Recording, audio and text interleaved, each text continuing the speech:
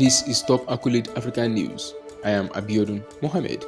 The African Union has expressed deep concern at the reported poor conditions of ousted Niger President Mohamed Bazoum's detention.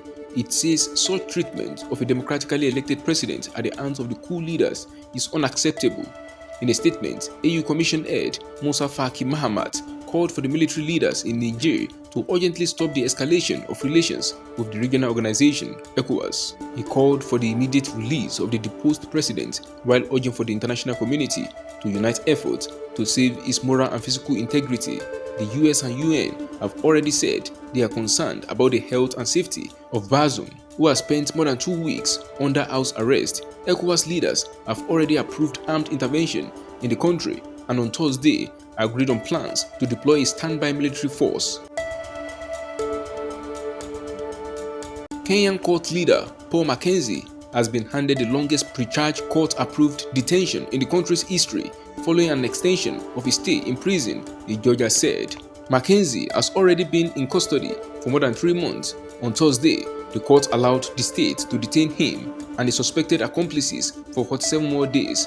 Delivering his ruling at a court in the coastal Mombasa city, Magistrate Yusuf Shikanda explained that the drastic decision was necessitated by the complex and unique nature of the case. Mackenzie has been in detention on suspicion of leading a starvation cult that killed 427 of its church members.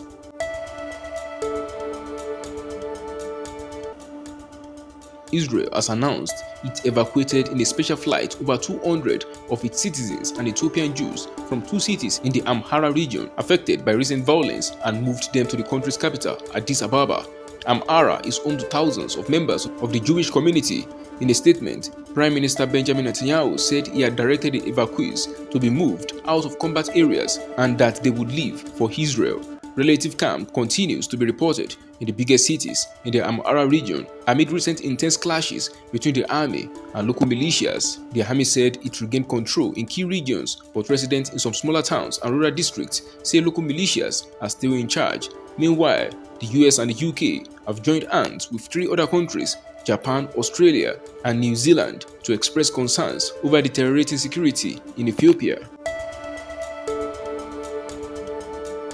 South Africa's former president, Jacob Zuma, has been freed from serving further time in prison after being granted a remission status. Remission status is granted to low-risk and non-violent offenders. Justice Minister Ronald Lamola told the media that the remission decision was taken to address overcrowding in prisons. He says that this remission process started in April. Zuma handed himself over at Escourt prison in KwaZulu-Natal at 6 local time on Friday and was admitted into the system, South Africa's Commissioner of Prisons, Makgothi Thobakgale, said. He was then released an hour later under a special remission process. The remission status was approved by President Cyril Ramaphosa to more than 9,000 low-risk prisoners.